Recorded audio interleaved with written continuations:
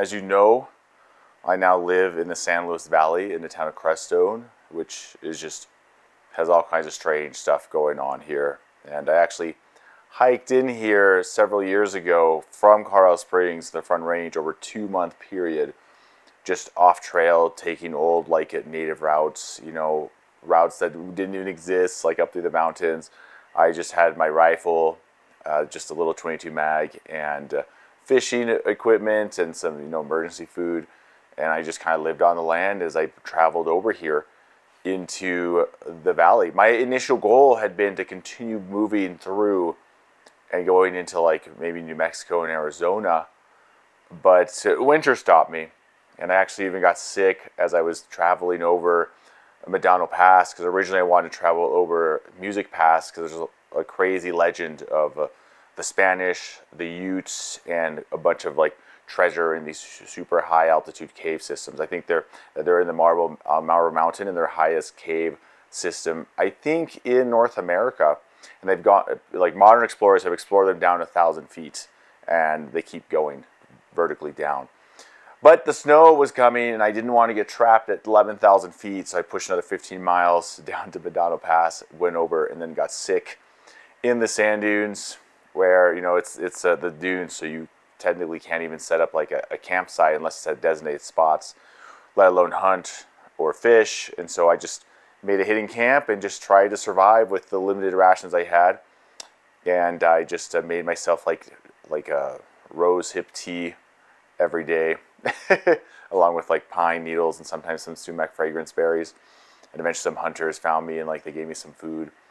And I got better, and eventually I pushed up into Crestone and fell in love with the place. It's a really interesting area because there's tons of different temples from all over the world, especially Southeast Asia, shrines.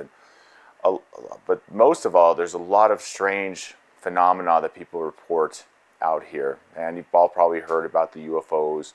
People have Sasquatch and other cryptid instances. There's tons of orbs. I saw my first orb out here too. So it's really a perfect spot to study and explore and meet some interesting people, so that's kind of what has led me here, and that is what is going to be the foundations for the next piece of exploration. And of course, I've already found several sites, because I love archaeology, of these massive and elaborate hunting areas for bison along the mountain systems here. They're just huge, where they were killing hundreds or thousands of bison at a time, which is begs the question, how many people were around here and at what time? One of the sites has been aged to over 1,000 years old by geologists, but there's still a lot of sites that just haven't really been explored, and I've been exploring that.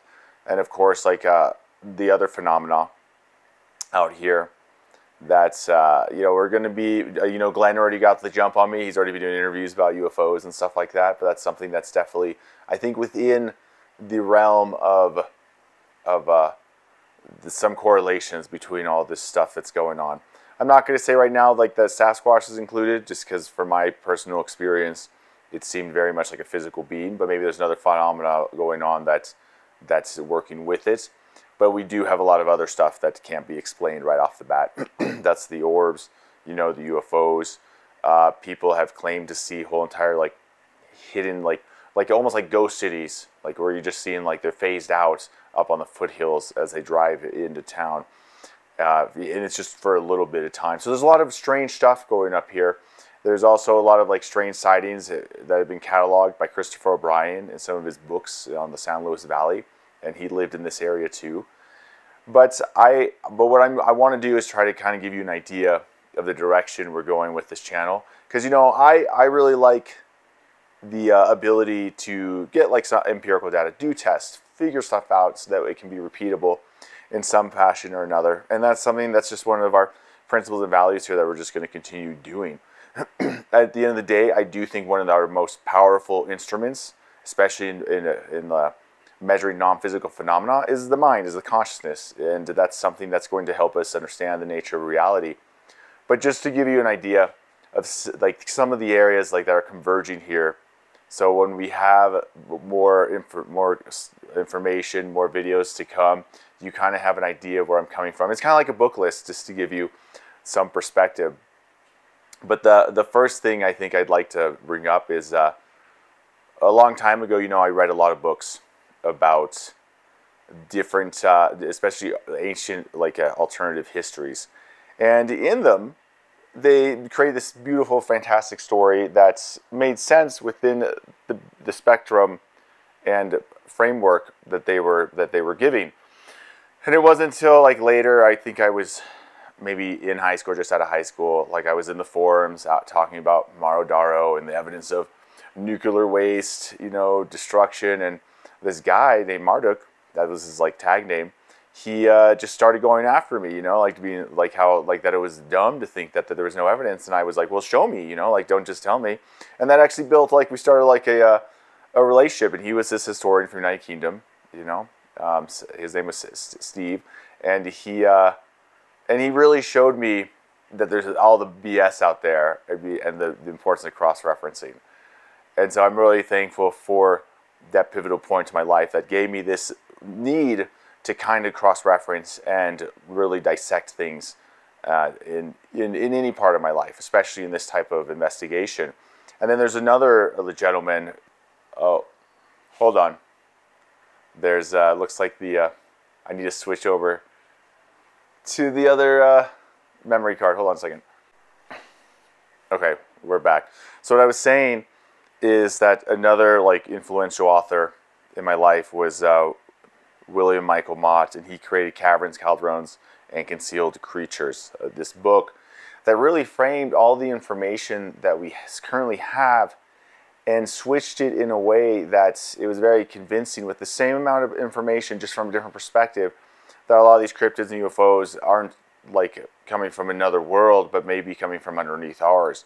And even though I don't necessarily agree with everything now that he proposed, but the most important thing that he did was he made me realize that you can look at things in a whole different framework with the same amount of data, same amount of facts, and see them in a whole new light. And that's very powerful.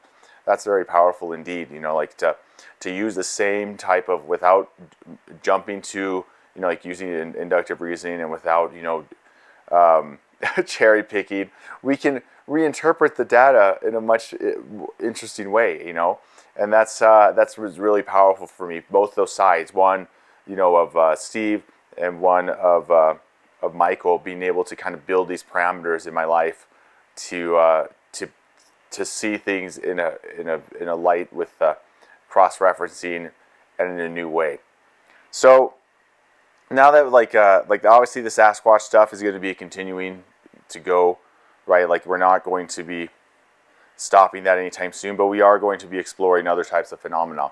And some of the things to give you an idea is I've been looking a lot into like Dean Radin, right? Like he has Real Magic, where he explores this quantum world where there's a whole amount of this. How do I say this? There's a whole field of research called psi research that's been going on for like the last few hundred years that explores this like non-physical phenomena where you have abilities that have been tested, like for like remote viewing. Dean Radin was part of the Stargate program that's now declassified, so you can talk about it in his books. He's done like number generators online where there's above chance probabilities when something happens that these things go off, and he talks about this stuff. I've seen him in documentaries where they're able to use in a controlled environment like something that we assume is telekinesis, like moving objects with our minds, or at least like that's like the assumption. So there's a lot of stuff out there that we a lot of times put in the world of the fantastic, that we say there's no evidence that there is, and there's a whole like people with lots of different expertise that are looking at that, and so that's something to be consider as well. Like as we go forward, like that's kind of like one of my states of reference in mind. Another great book is The Grand Biocentric Design. And that one is looking at this world and the fabric of reality. And these are physicists, not as necessarily as objective, but as like a construct of a larger consciousness, and that how this would explain how we can do some of these incredible things or see these incredible things, you know, and like it's basically like a piece of consciousness and that explains superposition. That better explains like something instead of the superstring theory. So consciousness is something that's going to play a big part of this, like just like the what is mind, what is reality, and I think that's going to answer a lot of our questions. And this is kind of like building my hypothesis and my my frame of mind and reference point in the direction that I'm kind of taking this when I look at these phenomena out here. And of course, I've been looking at a lot of into like just ancient traditions and the way they perceive mind and reality. And obviously, the Buddhists are a big piece of that. We still have a lot of their records, but a lot of other cultures all around the world have their own interpretations, but with a lot of similarities, you know. And so that's something I think we're going to continue going.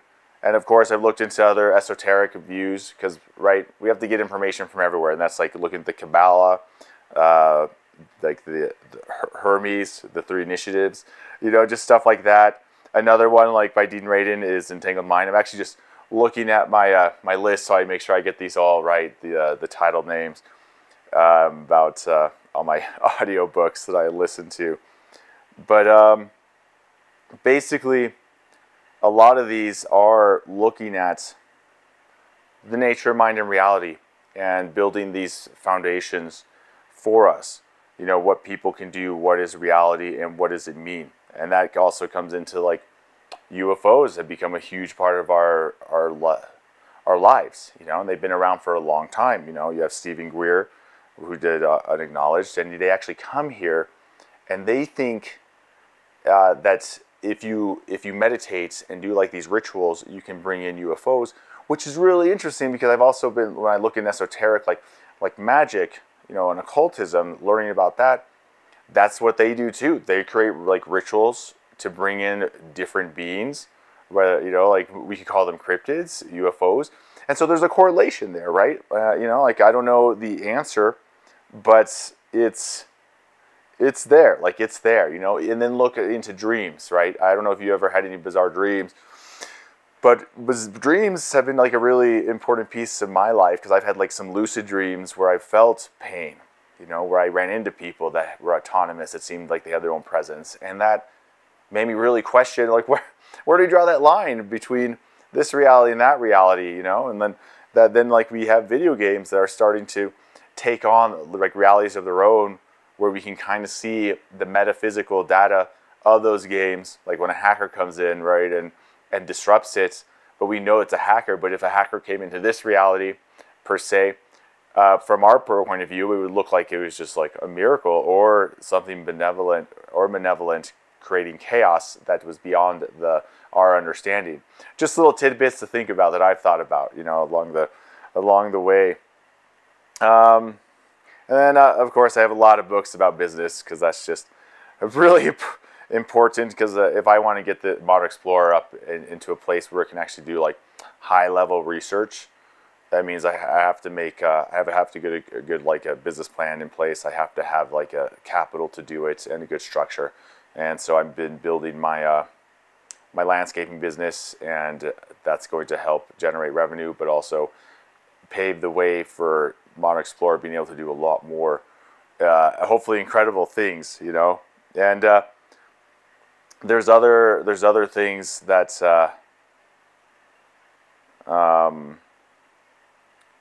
I'd like to do. Like there's one subscriber that that we met in person, and he has like an idea because he's worked with like radio waves, and he thinks with like, and I'm probably butchering this, but with like these certain high frequency like radio waves in gigahertz, that we push it towards a certain area, that it will allow like these entities or whatever these beings are, whatever is like within the fabric of this conscious or reality, to phase in and out, and that we might be able to see them. And so that's something that's, for me, I hear, hey, we can experiment with this, we can test this. Is that something I want to try?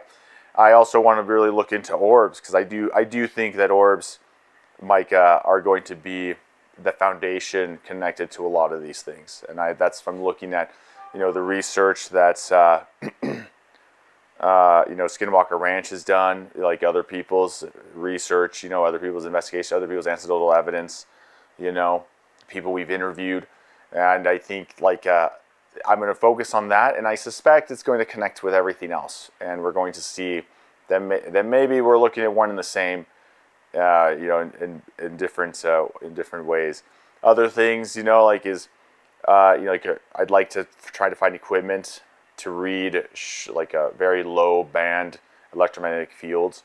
When I went to Phenomenon, I forgot this doctor's name, but that he thought that might be what we're looking at is low band electromagnetic fields that are creating these openings or ripples like in the fabric of reality and allowing these strange phenomena to take place that we wouldn't be picking up necessarily all the time with regular instruments, but that have been picked up. Like I know there's experiments where they put Faraday cages on like plants because they were testing out if they had felt pain or their responses, and they were still able to pick up these electromagnetic fields from in the Faraday cage, which so their interpretation was like, well, then maybe it's not electromagnetic field, it's just reading that way. It's another type of waveform. But what he's proposing is that because it's such a low frequency, it's able to get past the Faraday cage, and that's like what we're picking up. So that would be something that would be really great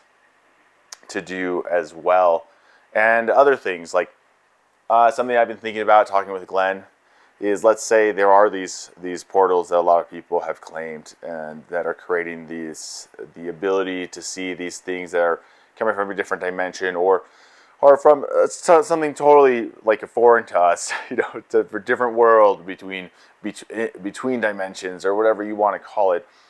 How do we find them? How do we detect them? How do we pinpoint them to get more study, to get more verification, even if it's not necessarily on video? How do we, with the observer, how do we get that data for ourselves? And something that I was thinking of is like maybe putting like small electromagnetic field readers, like just cheap ones. They won't tell us necessarily what kind of electromagnetic field it is, but if we can record data, we can put it in like geo positions and then look at a graph and see like which one spiked, and if they're spiking in like some type of a pattern, and we can determine that it's not anything around like that's explainable. Maybe what we're seeing is what people think is like some type of portal system or some type of wormhole that is opening and closing, and like it's moving around. It's sporadic. It's not just staying in one spot, which is something I've been thinking of if the information that's coming from like Skinwalker Ranch is correct. And that leads back to the orbs, where there's been 2 incidences that I'm aware of. Like one before, when the ranchers owned it, they saw like an orb expand bigger and bigger and bigger until it was so big that they could see through it to another place that was day, like just another world. Like it became like almost like a portal. And then another one was, I think when the Bigelow team was there, they saw another one at night, but they could only the person with the IR could see like the orb actually expanding.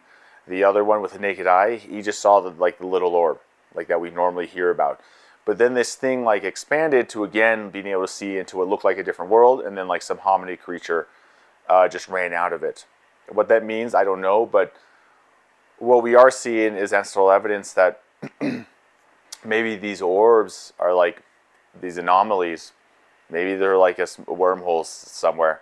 And if they are like showing some type of data, which it seems that they are, like either in gigahertz or electromagnetic fields, messing with like the lidar and other types of technologies that use like light to reflect, then that means these things are trackable, and that means hypothetically that we can track like epicenters where this phenomenon is happening at, and if we can get to these epicenters when they're happening, and we see strange beings coming out of there, we see strange phenomena, and documenting, we do that over and over again, then I think we can draw some good conclusions, right? We can be sure of something. I wouldn't say sure, but we can be confident that this phenomenon is going on and that it is linked together. And if we see a bunch of Sasquatch coming out of these portals, then I will bow out and say, you know what? You guys were right. They are jumping between portals, and maybe they are. I don't know, but I'm still standing on the fence that they are part of this plane and have been evolving here for a long time. Could be wrong, but that's why we're exploring, right? That's why we're getting into it.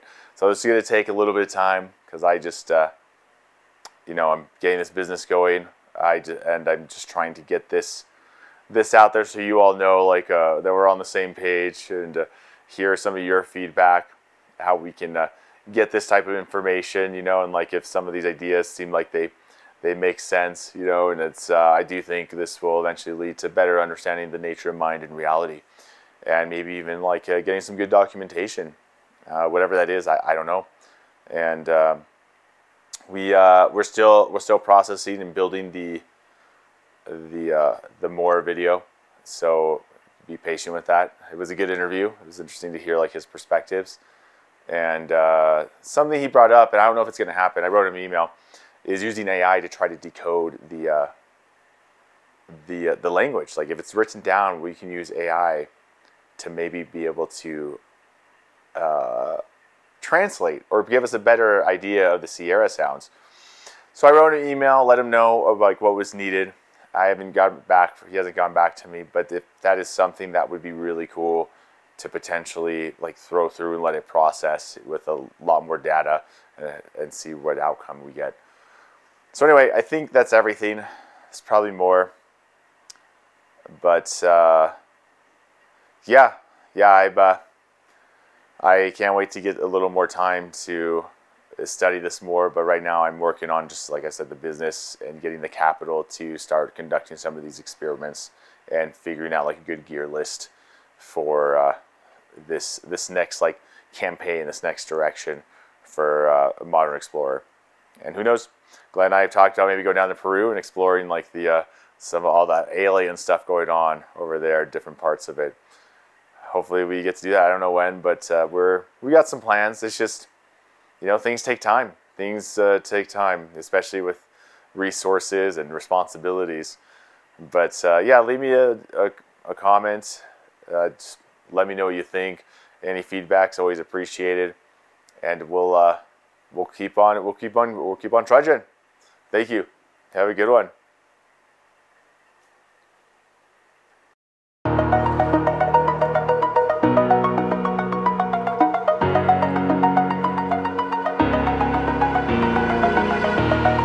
Over the edge, feel like I'm floating through the air.